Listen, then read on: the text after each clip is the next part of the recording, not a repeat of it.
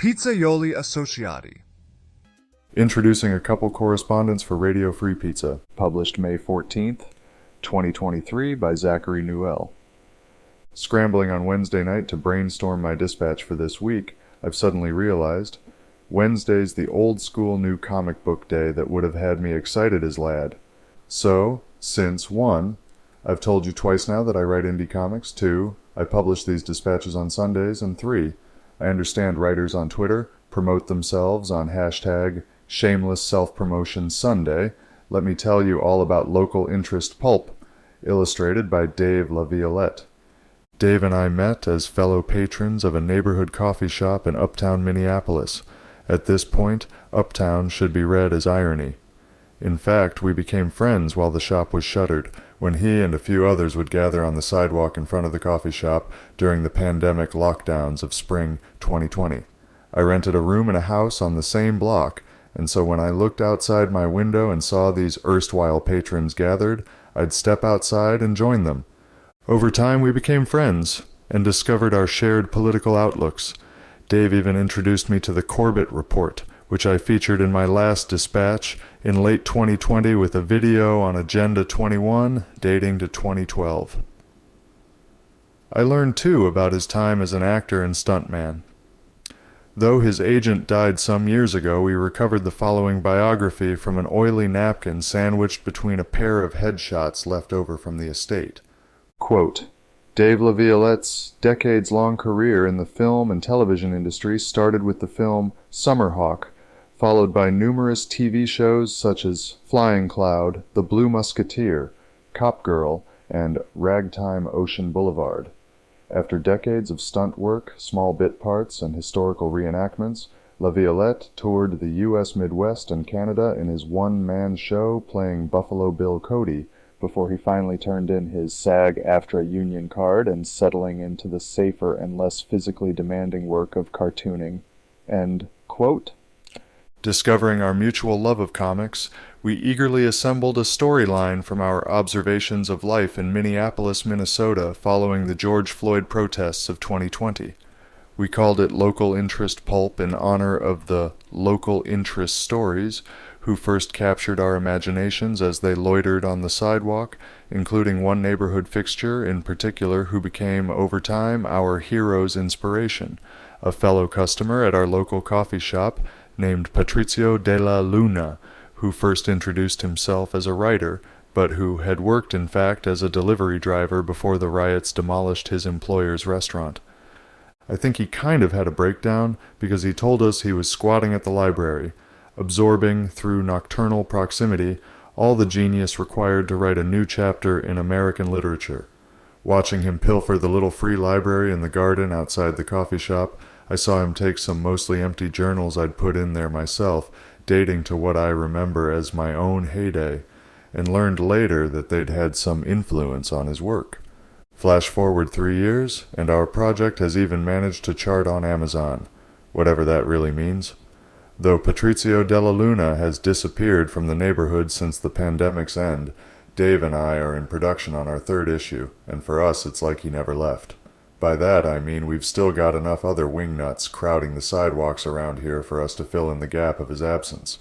In Local Interest Pulp, he stars as the revolutionary Altro Comandante Ultra Sinistra, struggling to maintain his liberty and his anonymity.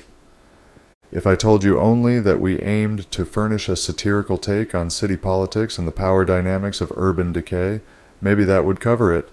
An ineffectual municipal government responds to a contrived pandemic with a mask mandate, and the populist opposition demonstrating against it mistakes our Alto Comandante as one of the mandate's supporters because of his domino mask. The city suffers a catastrophic housing crisis after lockdowns have crashed the economy, but rather than enacting any policies to relieve it, the bumbling mayor Stirfry criminalizes homelessness to profit the prison industrial complex, forcing the Alto Comandante into a desperate gambit to protect the residents of Tent City. I think we just aim to tell stories as bizarre as what jumps out at us day to day. Regardless of how close we come to hitting that mark, we sure have fun with it. Our readers seem to like it too. As one wrote to the illustrator after reading the print release, quote, I read your comics and they are exceptional. Outstanding work. How in hell did you come up with such a great finished project? End quote. Another wrote via email, quote, I read them, passed them on to another person. I liked them, but I think the bathrobe-wearing guy is a troublemaker. He has his thumb in a lot of pies like little Jack Horner, but he's pulling out turds instead of plums. We better keep an eye out on that rebel rouser. Sick. Ha. End quote. A third wrote thoughtfully of the epigraph closing the first issue's denouement, quote, I like Robert G. Ingersoll's quote, we can be as honest as we are ignorant. If we are, when asked what is beyond the horizon of the known, we must say that we do not know. He sounds like an interesting agnostic. The quote reminds me of the conclusion of Ludwig Wittgenstein's Traktatus, Wovon man nicht sprechen kann, darüber muss man schweigen. If there's a limit to what we know, don't bother pretending to claim any knowledge of the other side or even whistling it. End quote. To me, that last review feels perhaps most meaningful of the lot, of course because our reader could find anything in common between the Tractatus and our indie comic. Though such charity obviously doesn't indicate that local interest pulp attains to the levels of genius apparent in art's great works, to think that it might inspire in its reader a generosity of spirit akin to the spirit, in my own interpretation at least, which Darren Allen identifies as the trademark of genius. Quote, every great story that has ever been told, love story or otherwise, is founded on sacrifice, on giving up self in order to experience that which cannot be understood. This giving up he does for what his self cannot grasp, what the author cannot directly speak of, but which something else, something beyond self, yearns for. End quote.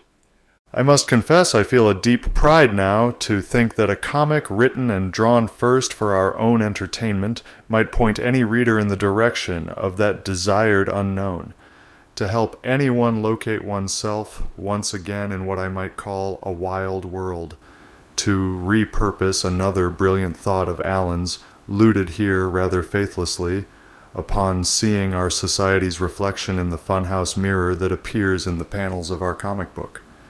We might not ever restore a reader to anything like an awareness of what lies beyond one's own grasp, some radical primality or anything else that attempts to capture what it means to exist as a contingent creature on our mad planet, but if our little devotionals can lead our readers back toward it, that sounds like a worthy accomplishment. Of course, our Alter Commandante isn't a superhero in the sense of one who overcomes insurmountable obstacles, such as whatever an alien invasion might symbolize during the time of the story's writing, and he has no powers to defy the known laws of physics. Despite this deficiency, however, I see definite value in pitting a hero against the common problems of a time and place, and perhaps in some cases we might see the benefits compounded when readers enjoy stories about a hero with no more ability than they to address the problems they too face each day, and who attempts it nonetheless. Maybe those who pick up local interest pulp after reading this dispatch will think I'm being fanciful. After all, they might think, we've done little except stage the obvious detriment to society that results from the domestic policies of neoliberal austerity. It doesn't take much effort to make that look absurd, and twisting the material from tragic to comic may even cost us further points. I haven't considered this yet, but I'm finding it easy to guess the arguments of imaginary critics on the internet. Not everyone looks for comics with a take on politics that reads between the lines, as another kind reviewer put it, while perhaps others yet will think our take on politics is infantile. If you are only interested in political takes that repeat the party lines of today's American duopoly, then farewell and good fortune to you. I believe our society faces problems far too urgent for its art to shy away from critical engagement with politics, though, as you might guess from my last dispatch's discussion of the Pentagon's influence on Marvel movies, I wouldn't shy away either from discussing the proper posture for arts engagement. The 250% increase in family homelessness in Minneapolis's Hennepin County in 2022 is only one manifestation of a crisis that I watch play out just by standing in front of a coffee shop and counting how many people look like they have nowhere to go. I'm glad, of course, to read about it from members of the state legislature, but I think it's telling that the problem has festered for so long that two relative amateurs have had time enough to stage it in an indie comic and print runs of 2 issues. Whatever its shortcomings vis-a-vis theories of analytic ontologies, the story engages the issues of its time, which seems to me one of its most outstanding virtues. If you think the take is infantile, however, then I respect your opinion a little more, or at least enough to make a case to you. The presentation might not match your aesthetic, but I have some evidence now to say we have the pulse on a local beat. Local interest, Pulp Hash 2, appeared on Amazon on April 19, 2023, and if you read the last page, you'll see why Dave and I now congratulate ourselves on foreshadowing strategies proposed to combat the housing crisis in Minneapolis, reported on May 1st.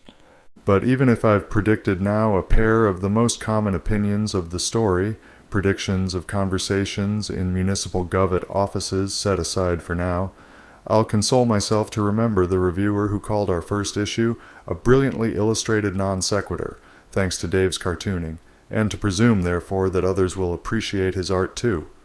For all I know, that's the only real substance to any signal that any reader can use to find their bearings once more in what I called the wild world, and my own words do nothing to provoke in our readers the generosity required to rediscover it.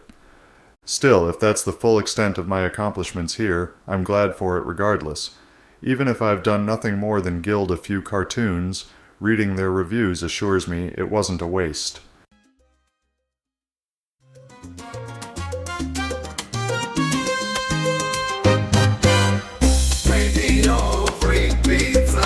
Radio Free Pizza is a reader-supported publication and listener-supported podcast. To see all our work, visit www.radiofreepizza.com or search for Radio Free Pizza on all your favorite social media and podcast platforms. You might even find a button to click that says subscribe. And if you're really lucky, it will let you leave a review. Otherwise, just share a link with your friends or on social media. Thanks for your support. Radio Free Pizza.